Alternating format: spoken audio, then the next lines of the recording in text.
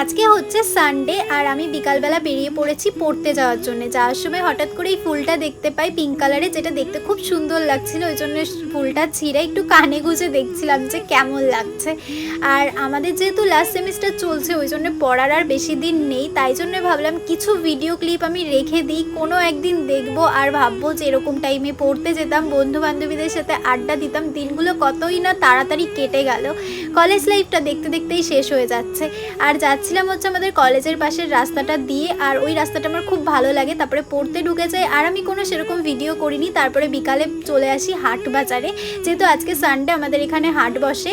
আর fresh fresh টাটকা টাটকা সবজি দেখতে কার না ভালো লাগে। আর আমি না একটু ঘুরে ঘুরে বাজার করতে পছন্দ করি, যে কারণে আমার বান্ধবীরাও বলে যে এত ঘুরিস। মাঝে তো আমার ওয়ালেটও হারিয়ে গেছিলো আর বেশ কিছু টাকা পয়সাও হারিয়ে গেছিলো, তাও আমার এই অভ্যাসটা যায়নি। এরকম ঘুরে ঘুরে বাজার করতে কে কে ভালোবাসে অবশ্যই কমেন্ট করে জানিও। তো চলো টাটা, বাই।